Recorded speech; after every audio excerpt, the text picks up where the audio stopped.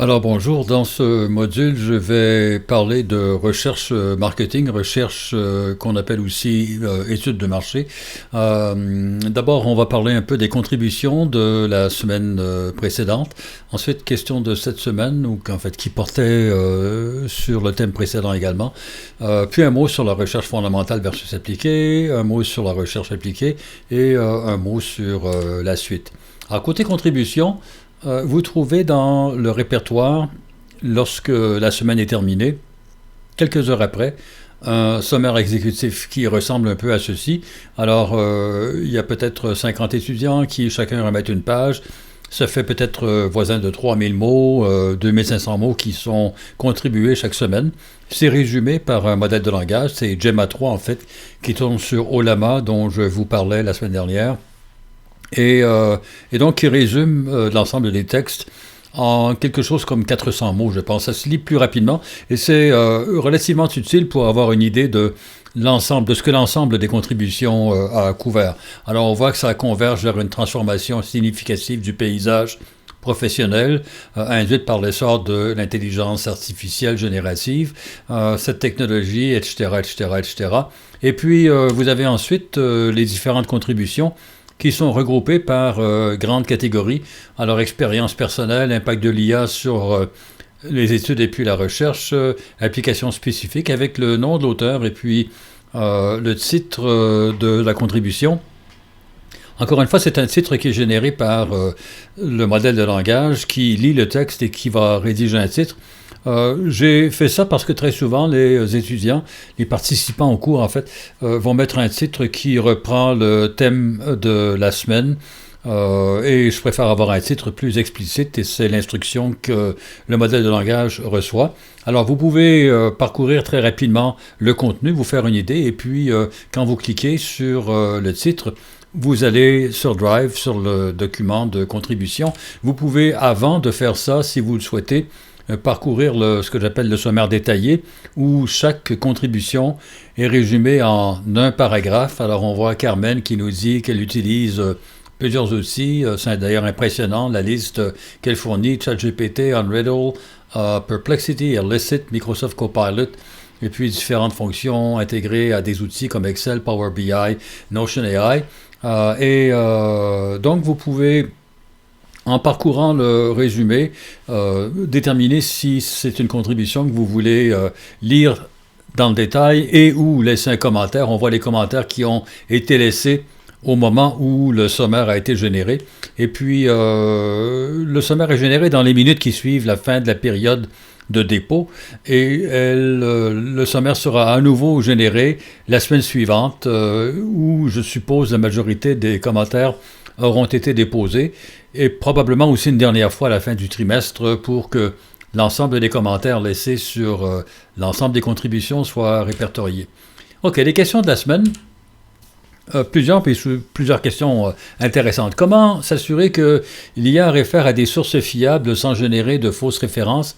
Ça, c'était la principale doléance faite, je vous dirais, il y a 2 ans. Dans les mois qui ont suivi l'apparition des modèles de langage, les modèles hallucinaient très fréquemment. Ils avaient un corpus d'entraînement un peu moins élaboré qu'aujourd'hui, et surtout des mécanismes de vérification nettement moins développés. Alors, ce qui faisait que, comme le modèle est entraîné à prédire le prochain mot ayant la plus haute ou une haute probabilité d'occurrence, très souvent, il fabriquait des sources en prenant un nom d'auteur fréquemment mentionné, avec des noms, des mots plausibles qui pourraient constituer le titre d'un article scientifique. Au fil du temps, ça s'est, je pense, corrigé. Vous avez peut-être remarqué que plusieurs modèles maintenant affichent leur processus cognitif. Et une des étapes, c'est de vérifier que les références existent vraiment. Donc, je pense que c'est un peu moins problématique que ce ne l'était. Mais ça demeure pour tout le monde. Mais ça inclut également ce que moi, je vous raconte. Je suis professeur. Généralement, j'ai reçu un doctorat, donc vérifié par mes pairs. J'ai publié, vérifié par les pairs. Il y a donc un certain niveau de confiance, probablement, accordée à ce que je raconte, mais je suis un être humain faillible, et puis je vais parfois mélanger les mots, mélanger dans mes souvenirs des sources, et c'est utile toujours pour vous de vérifier si ce que je raconte est exact. Avec les machines, il y a 2 ans, la situation était mauvaise, c'était comme poser des questions à quelqu'un qui ne sait pas trop, mais qui a une façon de parler qui est très autoritaire, autoritative, enfin, où la machine ne laisse pas entendre qu'elle ne sait pas vraiment et qu'elle improvise. Aujourd'hui, je vous dirais que pour trouver des erreurs de référence, il faut en regarder plusieurs. En général, c'est correct. J'ai, comme souvent, posé la question à un modèle de langage et qui me dit, bon, il y a des outils qui, à la source, réduisent la probabilité d'hallucination. Erlicit, dont je vous parlais la semaine précédente, en est un de ceux-là. La solution, en fait, elle est simple. Erlicit commence son processus en recherchant des articles dans la base de données Semantic Scholar. J'indiquais que le côté négatif, peut-être, c'est que comme les articles sont des articles open access, tout le monde peut y accéder sans payer de droits à l'éditeur de la revue scientifique. On a souvent des articles marginaux et souvent les articles séminaux importants ne figurent pas dans la revue de la littérature. Mais bon, l'avantage, c'est qu'il n'y aura pas de fabrication. Consensus est un autre outil du même genre. Et puis Perplexity, qui est similaire à Erlicit, et vous voyez, il mentionne dans ce cas-ci explicitement que c'est Semantic Scholar qui est la source.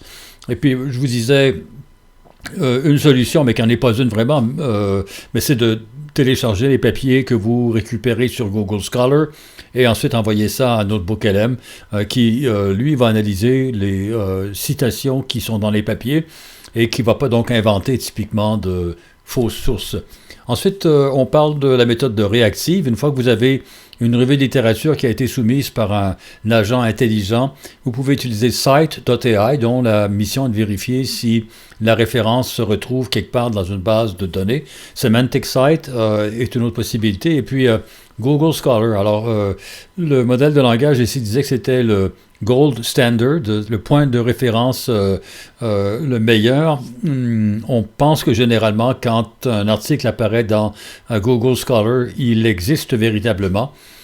Et dans beaucoup de cas, vous pouvez vérifier en téléchargeant si l'accès est disponible. Et donc, ce qui est recommandé ici, lorsque vous avez une revue de la littérature générée par une machine, c'est de saisir la source et puis de la coller dans la fenêtre de recherche de Google Scholar ou utiliser, bon, on parle de OpenAlex ou un truc que vous bricolerez maison pour automatiser le processus, que ce soit moins long. Comment l'IA influence-t-elle la créativité et l'esprit critique des étudiants? C'est une question qui est controversée. Je pense que là encore, je vais vous montrer un exemple de ce qui se fait. Alors, c'est Kelly Bosch. Je pense que je vais reculer un peu. Le contexte, c'est, on dit que ça va limiter la créativité. Moi, je vous suggère, j'ai été bluffé par les vidéos qu'elle produit. On voit l'image ici, c'est statique sur ce que je vous présente, mais vous pouvez sur YouTube voir la vidéo.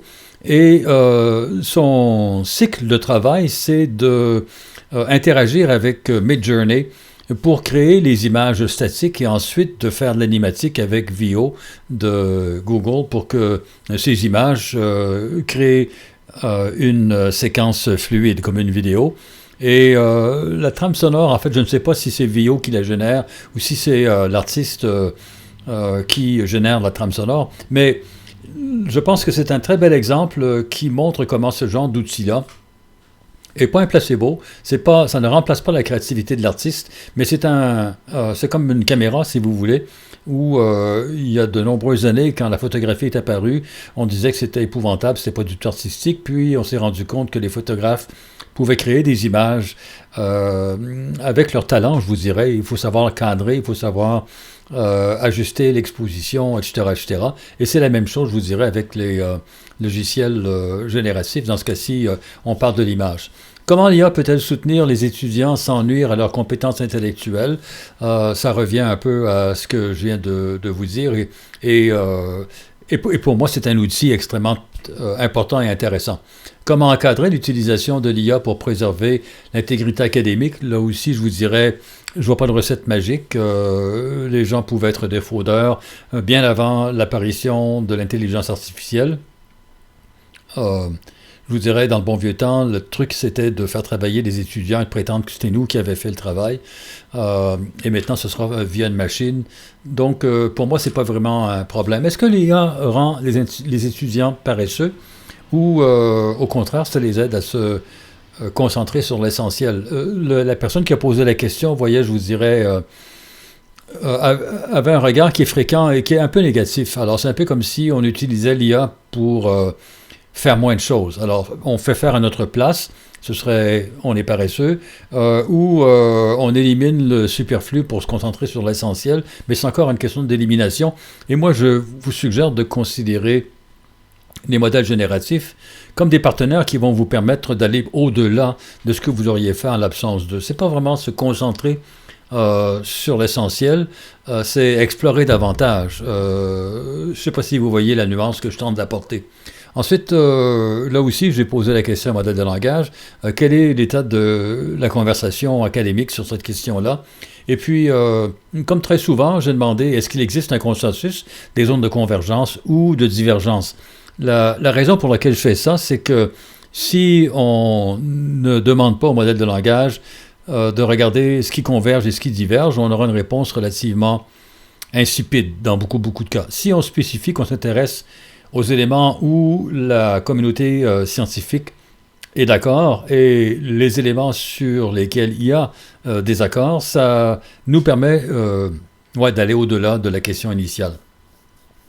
Alors, il y a une convergence évidente en ce qui regarde les capacités de créer des résumés et puis de générer des synthèses. Ce que je fais chaque semaine maintenant avec vos contributions, c'est ça exactement. C'est un genre de travail qui aurait été inimaginable avant l'apparition de modèles génératifs. Et maintenant, c'est relativement, entre guillemets, simple à réaliser. Et puis, c'est relativement, entre guillemets, je pense, utile comme produit. Donc, c'est une avancée. Il y a un consensus là-dessus. Ça nous permet de surmonter le syndrome de la page blanche. Vous avez à rédiger des questions, des contributions, un travail de session. Et il se peut que vous soyez en panne d'inspiration. Et ce que je suggère aux étudiants, en fait, même si vous êtes inspiré, c'est de converser avec un modèle génératif. Et ça, dans la plupart des cas, ça amorce le processus. C'est un peu comme, vous savez, les vieilles pompes à eau, où il fallait mettre un peu d'eau dans la pompe pour amorcer le processus. C'est la même chose, je pense, avec les modèles de langage. Et puis, il y a l'automatisation de tâches simples. Il y a des gens qui ont travaillé avec moi sur la détermination du sentiment de commentaires laissés sur YouTube dans des langues autres que le français et l'anglais que je maîtrise, mais on parle de l'arabe, le chinois, le russe, etc.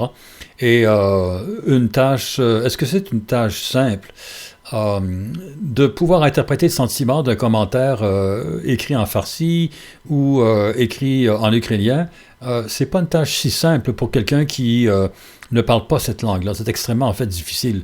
Alors, mais il y a des tâches, elles sont relativement simples comparativement, par exemple, écrire un poème ou un roman ou un article scientifique en langue étrangère, où la difficulté résiderait dans le contenu et pas dans la forme, la langue. Et donc, pour ces choses-là, comprendre la langue, les modèles de langage sont extrêmement efficaces. Il y a d'autres tâches, on en parlera dans le domaine de la recherche, nettoyer les données, où les systèmes génératifs sont infiniment plus habiles que les êtres humains pour effectuer ce genre de tâches-là. Ensuite, il y a des divergences. La question étant, est-ce que ça rend paresseux ou au contraire, ça permet d'élargir l'horizon. On parle de stratégie ici. Alors, il y a des études où on associe l'étudiant à une personne qui va multitasker et faire plusieurs choses à la fois. Et on a avec l'intelligence artificielle un outil qui permet d'augmenter cette capacité-là. Alors, en offloading, en évitant les tâches cognitives qui ne valent pas grand-chose, l'étudiant peut se concentrer sur des éléments à plus forte valeur ajoutée. Alors, c'est pas impossible. Et puis, ce qu'on a trouvé, c'est que les étudiants qui utilisent l'intelligence artificielle indiquent qu'ils sont plus efficaces dans leur travail et puis ils éprouvent un stress technologique plus faible. OK. Ensuite, il y a la vision de l'atrophisation, la réduction des capacités cognitives, à l'inverse donc de ce qu'on vient de voir, où on peut éviter des tâches répétitives et se concentrer sur ce qui nous intéresse. Euh, Ce que ça dit ici, c'est que l'effort qui est requis pour écrire et penser, c'est pas un bug, c'est une caractéristique de l'apprentissage. Je pense que l'exemple ici, ce serait dans beaucoup d'activités athlétiques, on fait des exercices qui sont ennuyeux et répétitifs, mais dont l'objectif est de développer l'endurance et la force physique. Et c'est un peu la même chose côté intellectuel. Ce qu'on demande à l'étudiant parfois de mémoriser des éléments, en soi, ce n'est pas intéressant. C'est une tâche répétitive comme des burpees ou des push-ups ou d'autres exercices du même genre, mais ça augmente le tonus cognitif, possiblement. Il y a des études qui ont montré que les étudiants qui utilisent l'intelligence générative pour faire face à différents problèmes ont souvent des performances moins bonnes sur des tâches subséquentes. C'est un peu comme s'ils oubliaient comment faire. Euh, J'avoue que j'appartiens plus à la première école de pensée, dans le sens où, avec l'apparition des calculatrices, le calcul mental est une capacité qui s'est atrophiée avec les années. Les étudiants, est-ce que vous savez encore vos tables de multiplication jusqu'à 13, par cœur de 1 jusqu'à 13 fois 13? Moins évident. Donc, on peut dire qu'il y a une atrophie de capacité cognitive, mais en même temps, les calculatrices vont régler des problèmes comme la multiplication de nombres à 8 chiffres, qu'à la main, ce serait complexe à exécuter. C'est maintenant routinier et ça nous permet de passer à autre chose. Le consensus qui émerge, l'intelligence artificielle est un net positif uniquement quand l'étudiant possède déjà les compétences de base dans un domaine. Ici, bon, vous ne me voyez pas, mais je hoche la tête. S'il faut être compétent pour que ce soit utile, alors comment devient-on compétent? C'est pas très évident.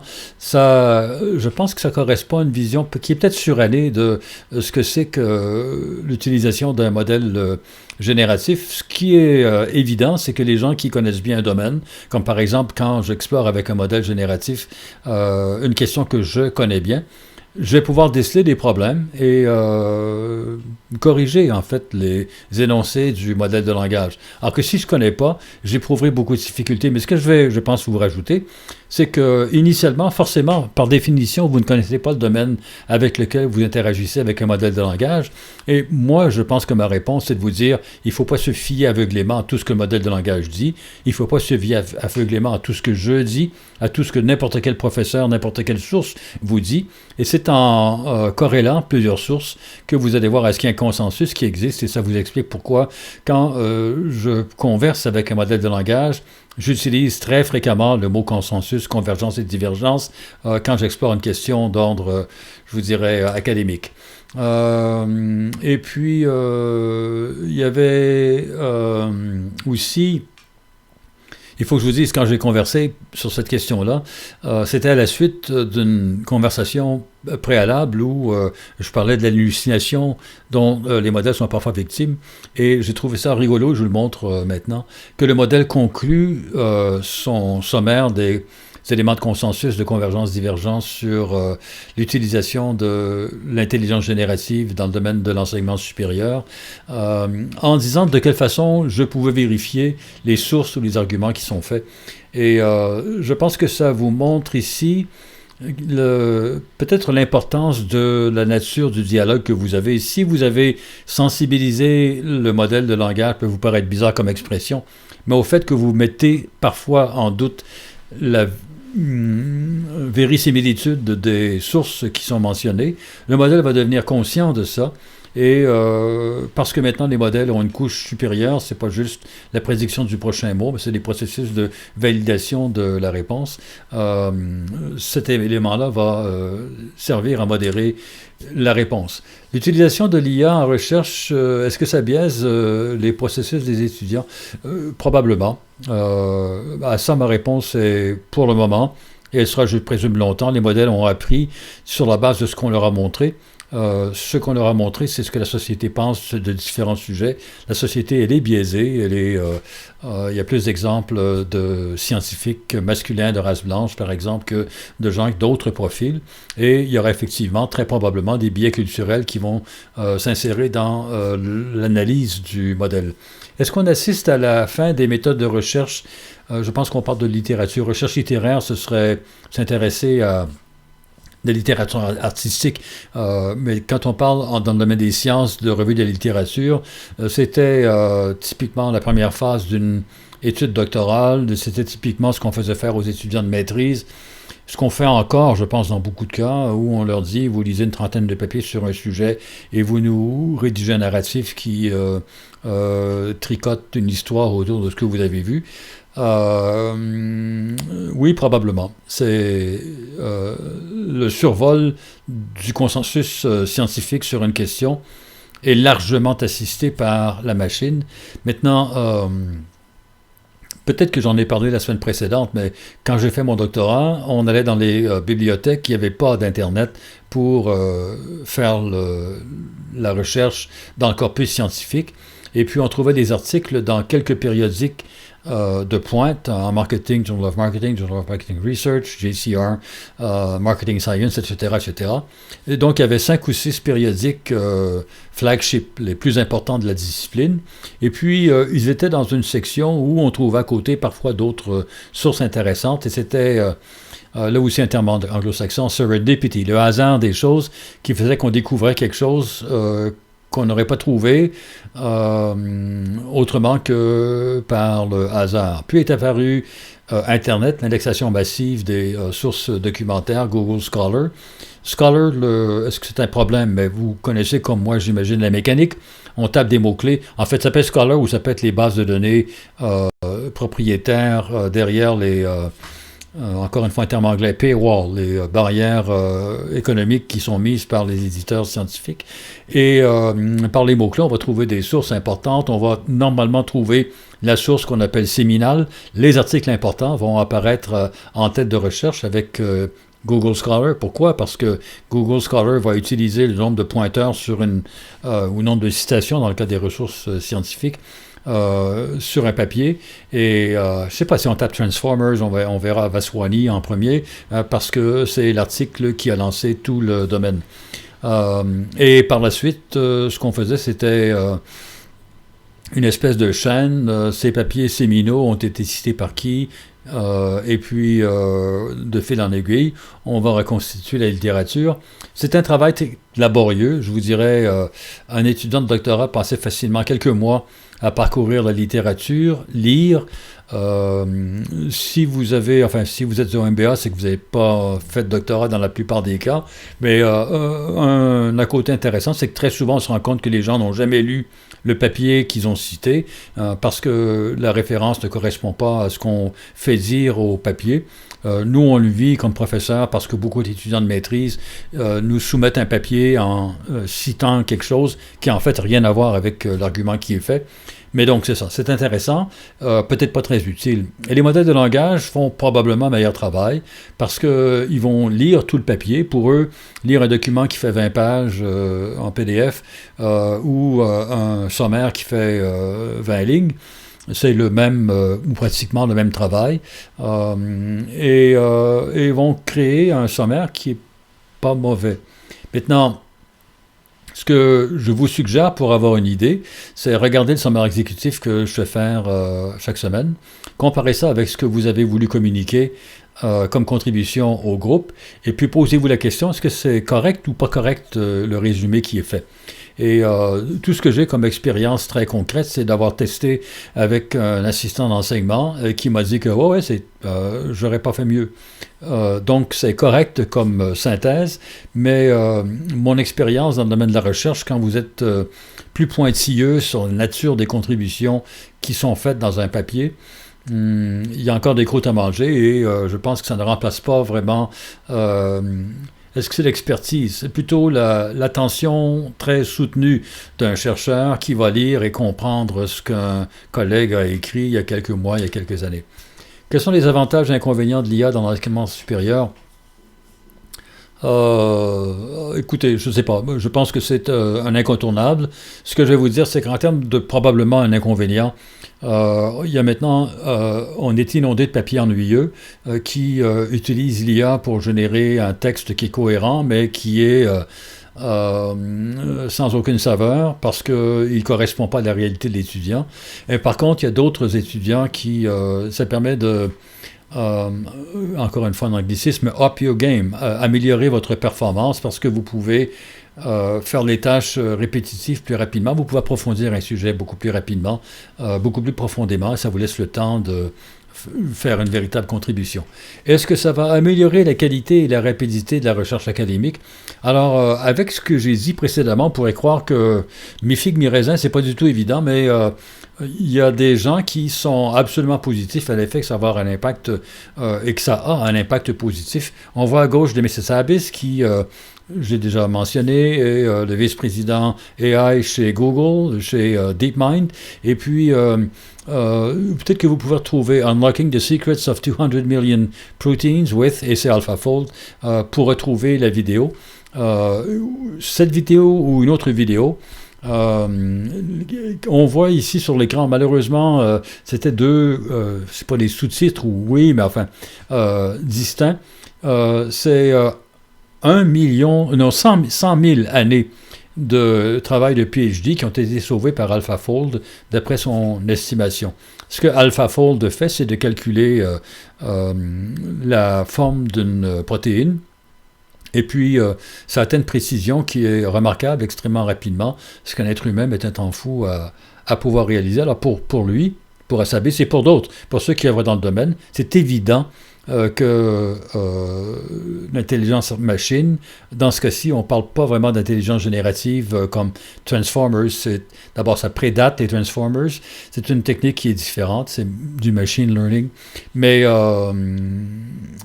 oui, ça a un impact positif énorme. À droite, Dario Amodei, c'est le CEO de Anthropic, qui est la propriété de Amazon, qui est un groupe qui a fait bande à part de OpenAI. Et là aussi, vous voudrez peut-être, si la question vous intéresse, taper le titre pour retrouver l'article que vous pourrez lire. Il y a probablement aussi une vidéo ou des sommaires qui existent. Et il n'y a aucun doute que Amodei pense que l'intelligence artificielle va accélérer de manière considérable les développements scientifiques. Lui et Hassabis, en fait, tous les deux, je pense, partagent la même opinion. Les deux croient que l'intelligence générale, ce sera d'ici quelques années. Si je ne m'abuse, Hassabis est plus optimiste qu'Amodei, qui est un peu plus prudent. Mais dans les deux cas, ils vont vous dire que ça va accélérer le développement de la recherche scientifique. Est-ce qu'il y aura des retombées énormes sur la valeur produite par... Est-ce que ce sera par les machines ou par les humains? Ça dépend de comment vous voulez définir ça. Et puis, ce que Hassabis disait dans une entrevue pas très vieille, c'est que la question qui va se poser ensuite, c'est comment on répartit cette richesse qui sera créée. Quelles sont les implications éthiques de l'IA en recherche et en éducation? Je n'ai pas vraiment de réponse très claire, si ce n'est que soyez prudents. Oui, il y a des biais culturels, c'est très clair, qui ont été appris par les machines. OK, on parle maintenant de recherche.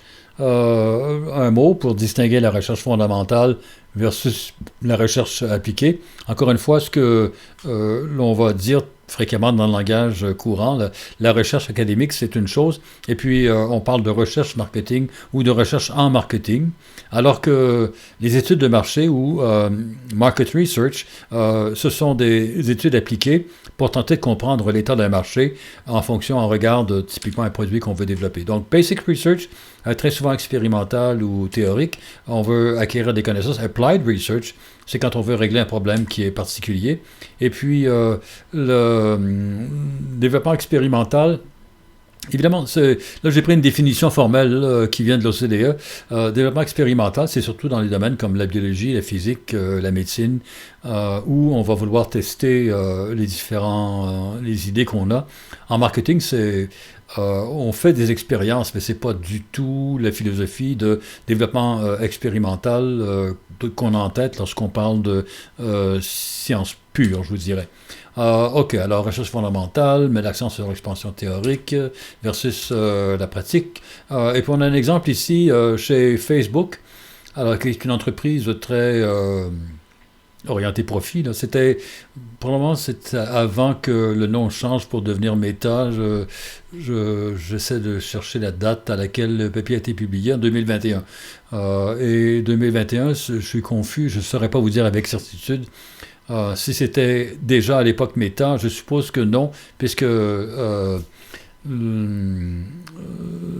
Saurabh Kumar signe qu'il est de Facebook. Mais le point important, c'est pas ça. Le point, c'est que Facebook est une entreprise à but lucratif, publie un papier scientifique où on regarde dans quelle mesure le test de type AB permet de faire avancer le marketing analytique. Alors, test AB, vous devez savoir, j'imagine, que ça veut dire qu'on a typiquement dans le domaine de Facebook 2 sites. On pourrait imaginer, évidemment, ce n'est pas le cas, mais Facebook en bleu, Facebook en rouge, et puis on regarde est-ce que la durée moyenne de séjour sur une page est la même, peu importe la couleur du site, ou est-ce que le taux de rétention, les gens vont rester sur le site.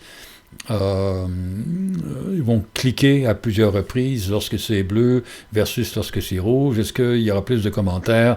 Est-ce que la nature des commentaires va changer? Bref, on teste une version A et une version B. On a une ou plusieurs variables dépendantes qu'on mesure pour essayer d'apprécier l'impact de la manipulation qu'on a faite. Alors, on a le sommaire, et puis ce que l'on voit, c'est que le testing AB qui est d'une grande simplicité, s'est imposé malgré tout comme un outil utile. Mais a priori, sur la revue de littérature, vous voyez ce que j'ai raconté au second module. Mon impression, c'est qu'il y a beaucoup d'opportunités du côté de la nature des conversations, en fait, du suivi des conversations que les gens ont sur les médias sociaux. Avant l'Internet, c'était très difficile. On parlait du bouche à oreille, on savait que c'était important, mais on n'avait pas accès à l'information. Alors qu'aujourd'hui, le bouche à oreille conventionnel, il est très largement remplacé par un partage de texte. On envoie des morceaux, des fragments de texte à quelqu'un directement, ou je vous dirais, dans beaucoup de cas, on envoie des opinions mais sans destinataire particulier. C'est ce qui est le cas sur X, c'est ce qui est le cas de beaucoup d'influenceurs. Et puis les influenceurs vont recevoir des commentaires sur le contenu qu'ils auront produit. Et c'est très important, je pense, pour une entreprise qui peut être ciblée directement ou indirectement par cette conversation-là, de savoir de quoi il est question. Alors, bon, on a des exemples ici qui sont faits. Alors, Pulsar Platform, vous pourrez jeter un coup d'œil si vous voulez. Je ne peux même pas vous garantir qu'ils existent encore. C'est une industrie en flux massif, mais qui montre de quelle façon on peut avoir différents indicateurs qui permettent de suivre la conversation. Les gens qui font le cours de e-marketing parlent beaucoup de Hootsuite. Il y a différentes plateformes qui sont utiles. Il y a 3 choses, je pense, qui attirent l'attention des gens qui s'intéressent aux conversations. Et pour le moment, on parle de conversation écrite, on n'intercepte pas, on n'utilise pas la trame sonore des vidéos sur YouTube, par exemple. Donc, dans ce qui est écrit, c'est peut-être mon biais personnel, mais le sentiment, est-ce que ce qui est écrit est positif ou négatif? C'est très important. Alors, on sait que l'environnement politique, il est relativement tendu présentement. Est-ce que la déclaration du premier ministre est accueillie positivement ou négativement par tel groupe de la population? Par exemple, ce que j'ai en tête, le premier ministre canadien a prononcé une allocution à Québec et il a référé à l'histoire du Canada pour dire que les Canadiens ont fait des choix qui ont maintenu une certaine possibilité de vivre correctement entre des groupes culturellement très différents. Il y aurait pu y avoir des problèmes plus importants que ce qu'il y a eu. Les anglophones ont accueilli ça de manière positive et les francophones, si j'ai bien compris, ont réagi négativement en disant qu'il y avait une banalisation, une mauvaise interprétation de l'histoire du Québec. Suivre l'évolution de la conversation, ce sera important. Important pour les politiciens qui vont vouloir essayer de comprendre pourquoi la réaction négative. Est-ce qu'on peut trouver quels sont les déclencheurs particuliers? Est-ce que la réaction négative, elle affecte tous les francophones qui vivent au Québec ou seulement une certaine frange? Bref, c'est une piste intéressante, importante. Maintenant, je parle de politique, on peut imaginer que la politique est aussi l'objet de marketing. On peut parler de différents produits de consommation où les gens vont s'exprimer, parfois de manière négative, parfois positive, et vous voulez suivre certainement l'évolution de l'opinion publique. L'autre aspect de la reconnaissance ou de l'analyse des conversations, c'est ce qu'on appelle Named Entity Recognition, NER. Named Entity, c'est lorsque le commentaire réfère à une personne en particulier, un lieu en particulier ou un autre élément de ce genre-là. C'est pas évident quand vous parcourez les commentaires sur un site. Il peut y avoir des commentaires qui parlent de telle ou telle personne et vous voulez pouvoir les identifier. Une fois que vous savez que le commentaire parle de telle marque, par exemple votre marque, que vous avez reconnue dans un texte, est-ce que ce qui entourait le commentaire qui, entre autres, mentionnait votre marque, c'était peut-être pas l'objet du commentaire, mais on aurait pu y avoir référé.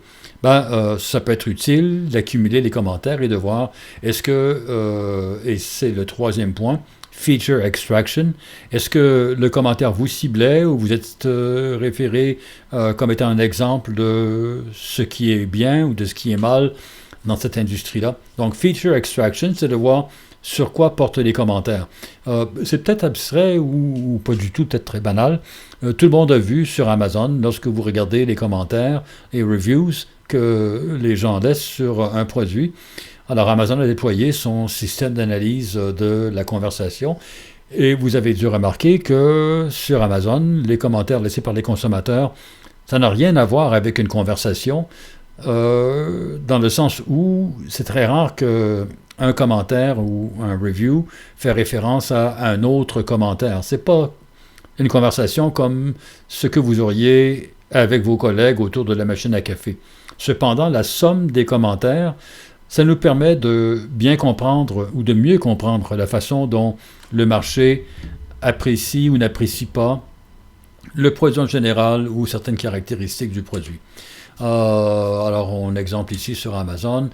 Les enquêtes, c'est un autre modèle. Alors, le suivi des conversations, ce que j'aime bien, moi, des conversations, c'est que l'expression du sentiment du consommateur, elle s'est faite de façon spontanée. On n'a pas demandé au consommateur de laisser son avis, il le fait de manière spontanée, naturelle, règle générale. On peut l'avoir incité, mais ce n'est pas comme une enquête où on vous envoie un courriel, où on vous téléphone, c'est de moins en moins fréquent, mais enfin, on communique avec vous et on vous demande qu'est-ce que vous pensez de telle ou telle chose. Dans le domaine des enquêtes aussi, l'intelligence générative est très utilisée, très utilisable. Pour générer les questionnaires. Et par exemple, au Canada, un problème fréquent, c'est dans quelle langue, comment on va adapter le questionnaire qu'on a rédigé, par exemple, d'abord en français, pour l'administrer aussi à la clientèle anglophone ou la clientèle allophone. Il y a différentes langues il n'y a pas que le français et l'anglais.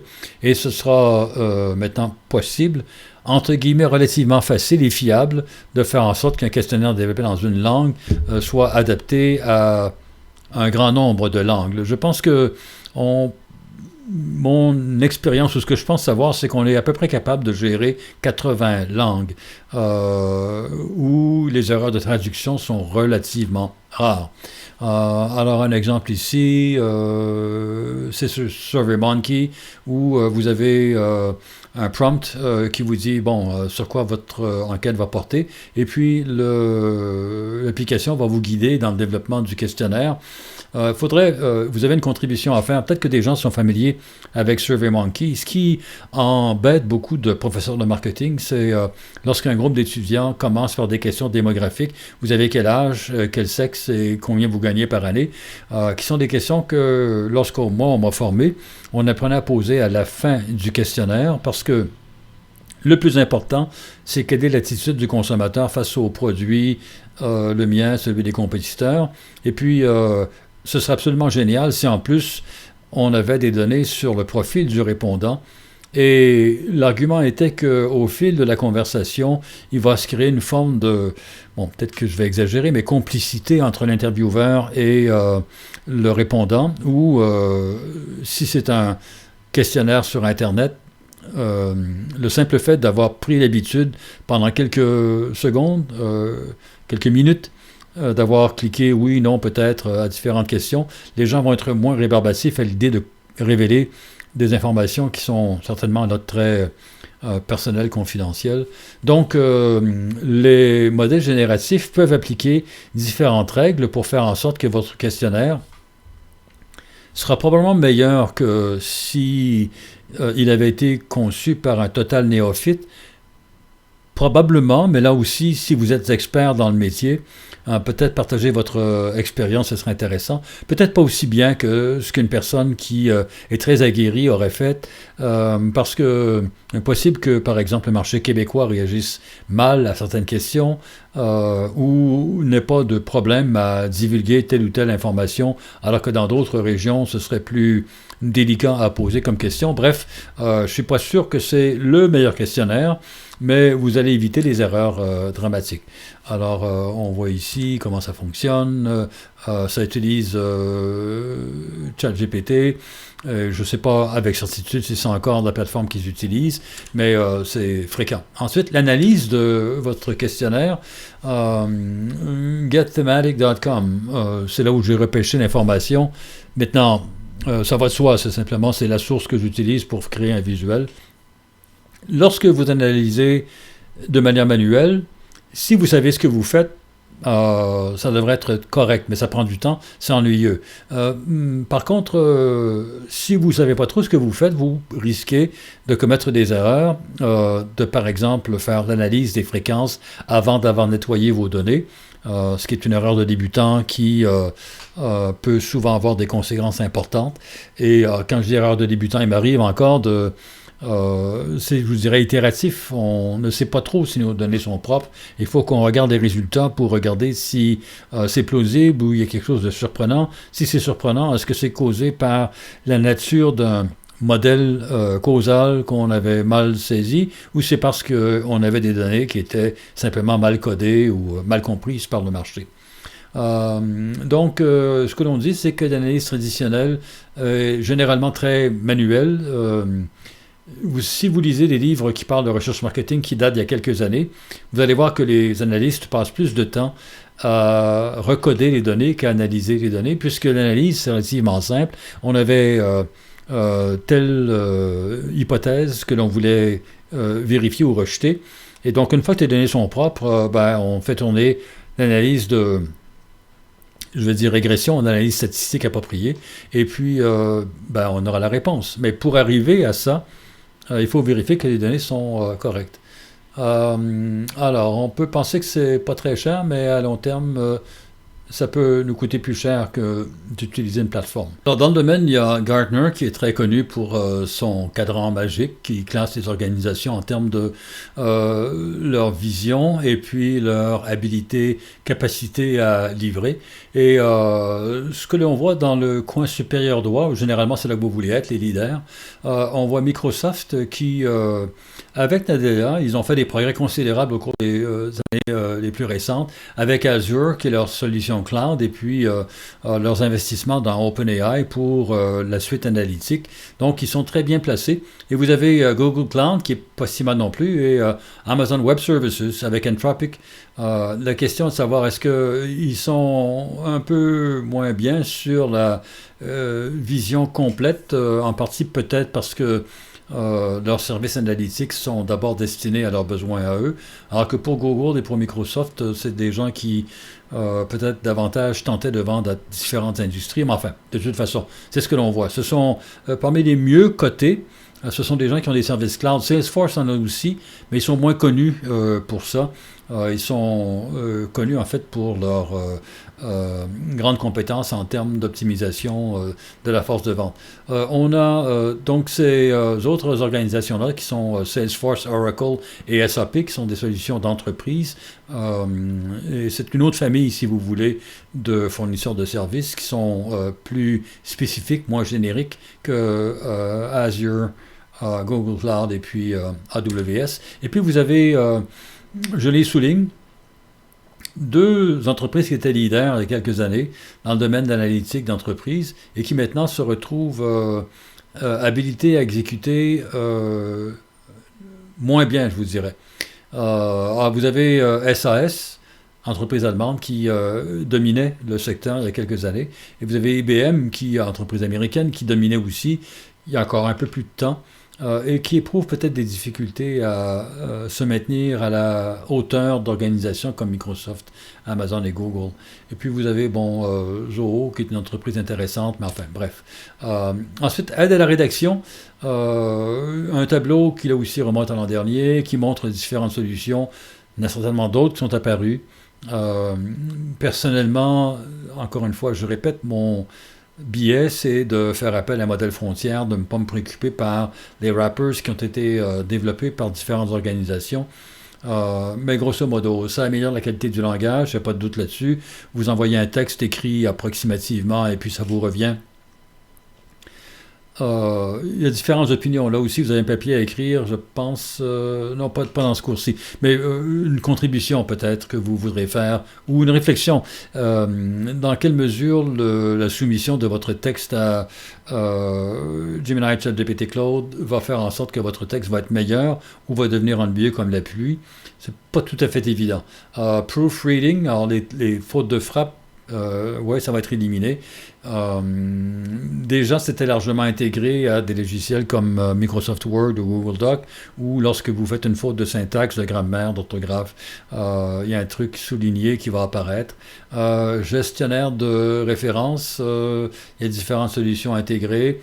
ChatGPT ne fait pas vraiment ces choses-là. Remarquez que ne le fait pas vraiment. Je n'ai pas essayé de mettre toute ma liste de références et de lui dire maintenant, s'il te plaît, ajuste ça. Ceux qui ont écrit les papiers scientifiques le savent, ça peut être un cauchemar parce que dans certaines revues, il faut indiquer la source avec un numéro, 1, 2, 3, 4, 5, 6, 7, 8, 9. Et évidemment, toute la séquence va changer si vous insérez une nouvelle référence. Il faut s'assurer que tous les papiers qu'on a cités apparaissent dans les références. Il faut s'assurer que tous les papiers qui apparaissent dans les références ont été cités. Et donc, des vérifications qui peuvent très bien être faites par un modèle de langage conventionnel. Modifier le texte paraphrasé, ouais, et puis création d'un sommaire. Ça me surprend qu'on ne vous trouve pas une coche ChatGPT où on a lu ailleurs que c'était une des forces des modèles génératifs. On peut très bien imaginer que n'écrivez pas le sommaire de votre... là, je pense en termes d'articles scientifiques, mais ça peut être un rapport de recherche que vous avez rédigé. Demandez plutôt à un modèle génératif de vous rédiger une première mouture de ce rapport-là. Ce que je pense que je vous conseillerais, c'est réfléchissez à ce que devrait contenir le sommaire exécutif pour comparer avec ce que le modèle génératif va vous sortir. Mon expérience, c'est qu'en général, le modèle génératif est excellent et il restera à ajuster ensuite pour que le type de langage utilisé par le modèle génératif corresponde au langage utilisé par votre entreprise. Analyse prédictive, Customer Journey, ça c'est je vous dirais c'est à la frontière de ce qu'on pense savoir faire. Alors, analyse prédictive, c'est est-ce qu'on peut, à l'aide de données, prédire l'évolution du marché? MicroStrategy est reconnu pour ça. Alors, regardez les bénéfices obtenus par les entreprises qui utilisent l'intelligence artificielle sont surtout au niveau de l'amélioration de la précision des prévisions, etc., etc., etc. Peut-être que c'est utile de dire que l'accélération du cycle de développement, c'est en fait à la cave. C'est plutôt la précision, la productivité qui domine. Même si, désolé de revenir encore une fois, les différences ne sont pas astronomiques. Les personnages, c'est un aspect euh, qui suscite beaucoup d'intérêt, peut-être un peu de controverse et d'interrogation. Persona, ceux qui sont en communication savent ce que c'est. Vous avez défini les caractéristiques d'une personne, vous avez créé une espèce d'histoire. Et ce que je dis souvent, c'est un peu comme si vous vouliez travailler pour la CIA, on veut vous envoyer comme espion dans un pays étranger. On va vous créer toute une biographie que vous devez mémoriser. Vous êtes né à quel endroit, vos parents faisaient quoi dans la vie, tu es allé faire quoi à l'école, c'est quoi ton passe-temps préféré, quel sport tu pratiques, c'est quoi ton film préféré, les groupes musicaux que tu as bien aimés. Donc, on va définir ta personnalité et tu vas mémoriser avant d'aller en mission secrète. Dans le domaine du marketing, c'est pas tout à fait ça. On a la même définition de caractéristiques d'un individu. Et puis, on peut vouloir tester un produit. Alors, j'ai fait une soupe au concombre. Est-ce que tu vas aimer ça ou pas? En fonction du persona qu'on aura défini, la réaction sera positive ou négative. Et a priori, ça a beaucoup de sens. Et le modèle aurait pu avoir appris en parcourant la littérature disponible sur Internet, que tel profil de personne réagit plus positivement à tel type de produit. Et donc, il y a beaucoup d'intérêt là-dessus. Pourquoi? Parce que interroger une vraie personne, c'est devenu très complexe. Les gens ne participent pas de gaieté de cœur à une enquête qui est faite par un chercheur académique ou en entreprise en boîte de consultation. Et donc, c'est ça. On voit que c'est en train de changer la façon dont la recherche se fait. C'est en général avec des outils comme ChatGPT qu'on va faire ça. Et on pense que ça peut permettre de générer des études plus rapides et d'avoir un échantillon qui est peut-être plus équilibré que si on voulait recruter de véritables personnes.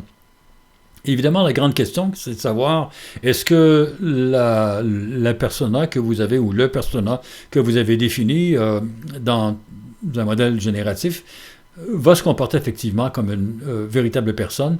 Moi, ce que j'ai vu, j'ai participé à une activité avec Qualtrics, eux-mêmes vont vous dire que non, c'est pas valide comme panel qui représenterait un panel de gens en chair et en os. Par contre, c'est très utile pour tester des concepts, même si ça reproduit avec des marges d'erreur importantes le profil de réponse d'un véritable panel, ça demeure très utile et eux poursuivent leur travail dans le développement de panels synthétiques parce que les enjeux économiques sont extrêmement importants. Et puis je vous dirais finalement, en termes de recherche, je vous suggère de considérer, je suppose que c'est ce que vous avez vu d'ailleurs, de considérer les modèles génératifs comme un collègue. Mon expérience personnelle, c'est que les modèles génératifs sont des collègues relativement compétents. Comme mes collègues, ils font des erreurs, ils ont des préjugés, etc., etc. Mais ça va, c'est parfait, il n'y a pas de problème avec ça. C'est une opinion que l'on reçoit. L'avantage du collègue génératif, c'est qu'il va répondre rapidement. Il est toujours poli. Enfin, ça a été mon expérience. Et puis, je peux assez facilement consulter en parallèle un deuxième collègue et le premier collègue ne sera pas frustré parce que je converse avec ChatGPT tout en conversant avec Gemini et parfois à l'occasion avec Claude. C'est parfait. Et ce qu'on appelle les MOE, Mixture of Experts, est probablement la façon la plus efficace de gérer de l'information de ce type-là. Les leaders, bon, j'ai regardé qu'est-ce que les gens dans l'industrie, qui dominent l'industrie, avaient raconté là-dessus.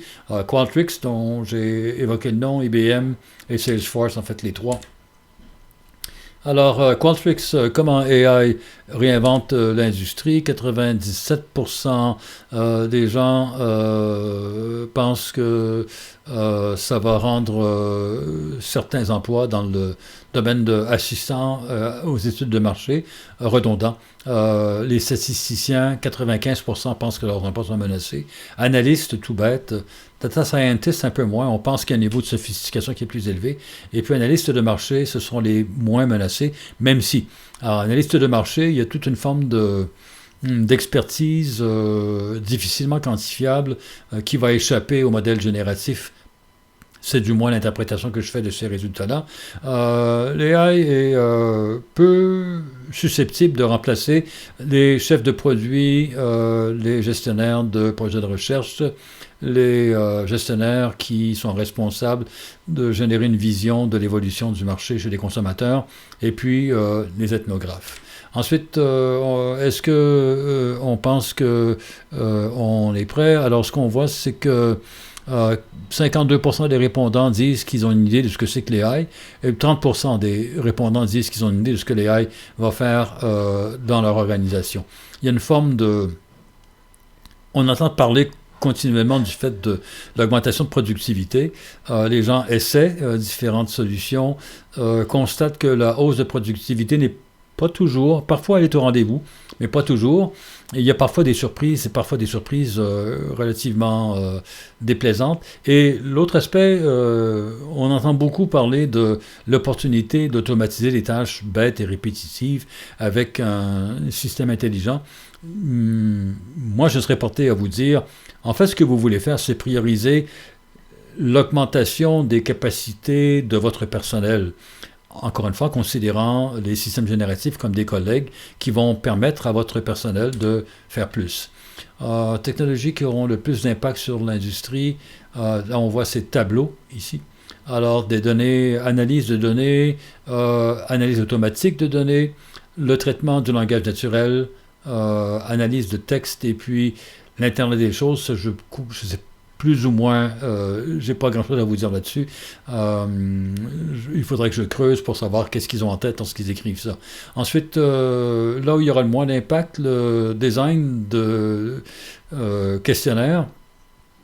Là, il faut souligner, dans ça, très clairement, ce qui est exclu, c'est la traduction, l'adaptation de questionnaire. Mais le design comme tel du questionnaire, c'est généralement la responsabilité d'un chef de projet.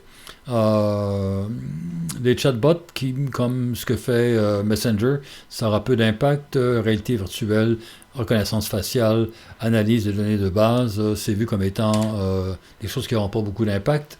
Ce qui est intéressant ici, c'est l'analyse des conversations. Il y a, je vous dirais, deux aspects. J'en parlais, conversation écrite, qu'on va analyser, mais aussi conversation verbale qu'on peut capturer. Ce que vous pouvez imaginer, c'est que vous organisez un meeting sur Zoom, un focus là, avec des gens, et l'analyse va se faire par des machines qui vont, évidemment, et c'est le cas déjà avec Zoom, vous avez un sommaire où l'expression verbale est transformée en texte, et une fois que c'est transformé en texte, les machines sont très adeptes à l'identification de caractéristiques, identification d'entités, d'individus, de lieux, la mesure de sentiment, etc., etc. Ensuite, les tâches qui vont être le plus vraisemblablement effectuées par des outils technologiques, on a localizing surveys. Vous voyez, c'est la rédaction. Vous écrivez un questionnaire en français, il sera généré en anglais, en espagnol, par un système. Ça, c'est un cauchemar pour les gens qui en font. Et c'est une chose qui se fait bien avec des machines. Nettoyer les données, je pense que je l'ai évoqué aussi, ça va. Et puis la programmation, vous savez, les branchements et ces choses-là, fait par des machines. Ce qu'on ne veut pas faire, c'est partager les résultats de l'étude. Ce que je me suis fait dire par des gens qui travaillent dans l'industrie, c'est on ne veut pas vous payer X mille dollars pour que vous nous fassiez quelque chose que j'aurais pu faire avec mon abonnement à 20 dollars par mois sur ChatGPT, ou même le modèle de luxe à 200. Alors, faire de la recommandation, ça aussi, on pense que c'est une tâche qui appartient à l'humain. Ce avec quoi je ne suis pas particulièrement d'accord non plus. L'identification de patterns, anglicisme, donc de tendances dans les données, peut peut-être être mieux réalisée par une machine qui va formuler des recommandations. Mais évidemment, ce que vous voulez, c'est être capable de critiquer ou de comprendre la nature de recommandation qui serait faite par une machine. Et puis de rédiger le texte d'une enquête, on ne pense pas que ça va se faire. On pense que la nature, le texte, quelles sont les questions qu'on doit poser, ce sera encore la responsabilité du gestionnaire responsable. Ensuite, chez Tableau, on dit que ce sera utile pour expliquer les données, utile pour les visualiser. Et ça, c'est effectivement un domaine. C'est un truc que je vais explorer l'an prochain, mais on est porté à vouloir utiliser des graphiques sous forme de lignes ou des histogrammes, des pointes de tarte. C'est à peu près j'ai pas fait le tour, il y a d'autres outils de visualisation, mais ce sont les principaux outils de visualisation.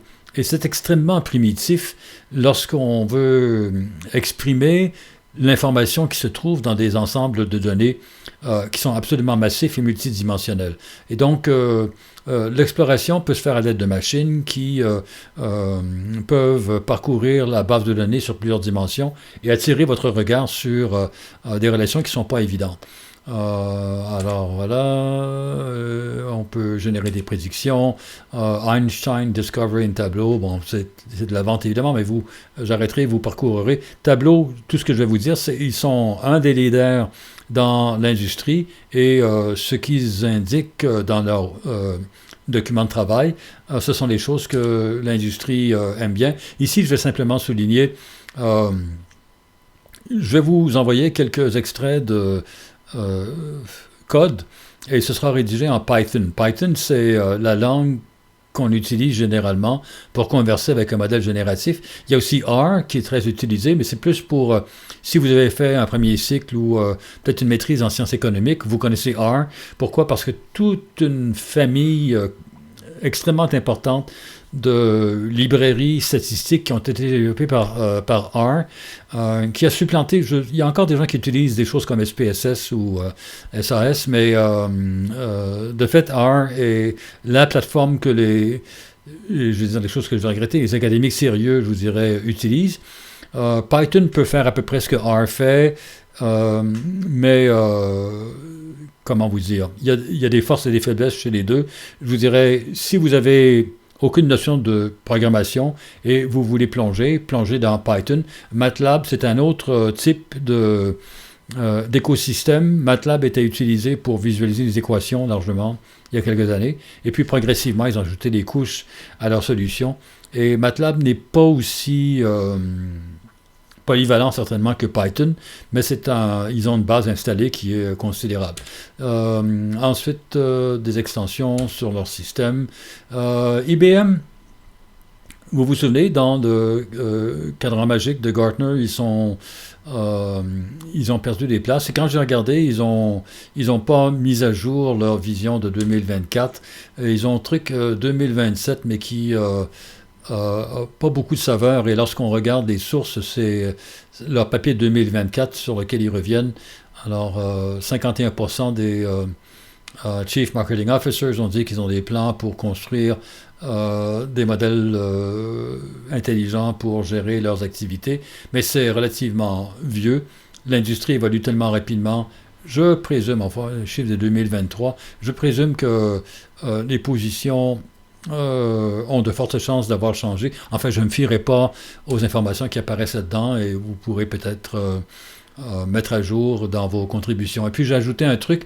Alors, la raison pour laquelle j'inclus IBM a acheté SPSS il y a quelques années. SPSS était, et peut-être encore, je pense que j'ai dit des choses que j'aurais pu dire de manière un peu plus délicate, mais était un logiciel très utilisé dans le domaine des sciences sociales, là aussi avec un très grand nombre de procédures, et puis un wrapper, en fait une application qui va autour des SPSS, qui vous permet de choisir la bonne méthode statistique, et c'est le même processus. Vous avez une fenêtre où vous dites vous aimeriez quoi, et puis quand vous cliquez sur la flèche, ça envoie votre question.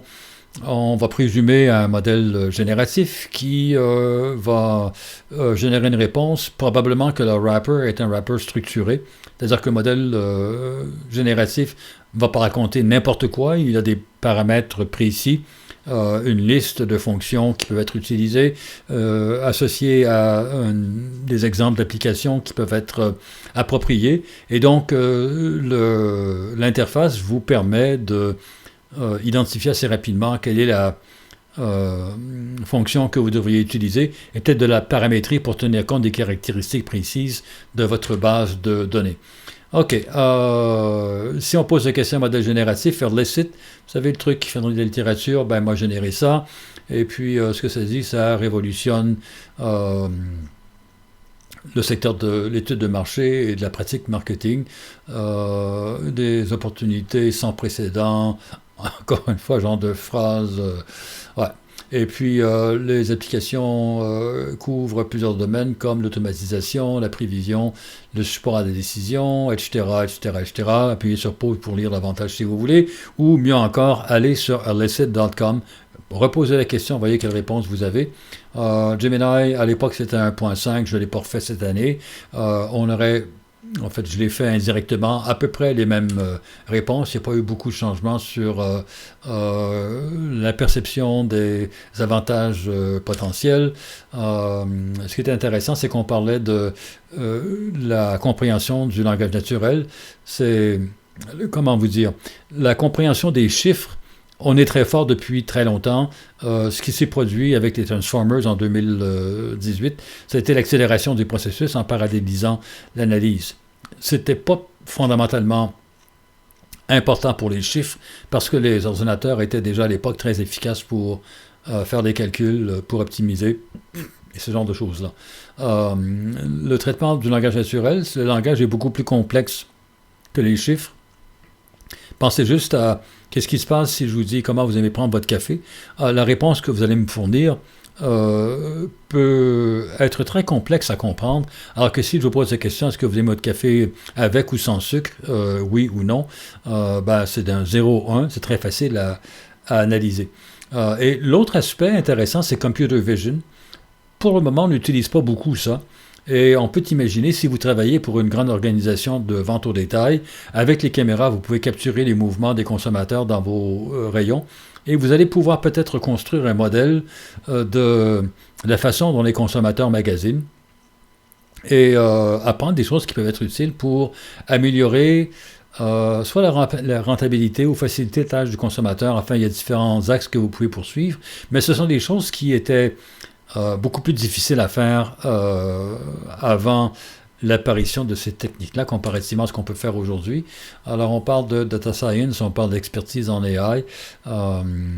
J'espère que vous allez acquérir des éléments de compétences, connaissances que vos employeurs actuels ou futurs vont apprécier. Et votre habilité à interpréter et à communiquer des intuitions complexes que vous allez raffiné avec la collaboration que vous aurez avec les systèmes intelligents avec lesquels vous allez interagir. ChatGPT, à peu près les mêmes choses, et puis DeepSeek. La raison pour laquelle j'ai fait ça, c'est que DeepSeek, à l'époque, fin de 2024, devenait une plateforme extrêmement intéressante. Ils n'ont pas innové depuis, ce qui n'est pas trop négatif parce qu'ils avaient un modèle surprenamment efficace à la fin de 2024. Ils se sont maintenant concentrés sur le support à la programmation informatique plutôt que sur la conversation en général. Mais comme modèle génératif, c'est pas mal et c'est pas cher. Et ça tourne facilement sur une machine locale. Alors, augmentation de l'intégration de vos données, simuler différents scénarios, s'assurer que les informations restent privées, c'est, je vous dirais, normal, puisque DeepSeek est un modèle léger qui tourne bien sur une machine localement. Améliorer la créativité, tout à fait vrai. Et puis, on revient avec la question de audio et visuel. D'autres modalités avec lesquelles on n'a pas l'habitude, comme je suis une vieille personne, j'interagis avec le texte, avec les machines en utilisant le texte. Je ne suis pas porté à parler à mon ordinateur, d'autres personnes le font davantage, mais on peut très bien imaginer que c'est une façon qui permet d'entrevoir des possibilités d'application intéressantes. Et sur ce, pour la suite, on se retrouve mercredi soir. Si vous avez des questions, je vais répondre avec plaisir. Je peux revoir un peu les éléments qu'on a couverts aujourd'hui. Et puis, je vais probablement mercredi vous partager une vidéo, en fait, une que j'ai faite l'an dernier, où je vous montre comment quelques lignes de code en Python permettent d'interagir avec un modèle qui tourne sur votre machine localement. Cette fois-ci, ce sera un modèle qui tourne sur Ollama, probablement Gemma 3. Et puis, la semaine prochaine, je vais vous montrer comment on peut faire la même chose avec des modèles qui résident sur Hugging Face. C'est une approche qui est légèrement différente. Et sur ce, passez une bonne semaine. Et puis, s'il y a lieu, on se retrouve mercredi soir.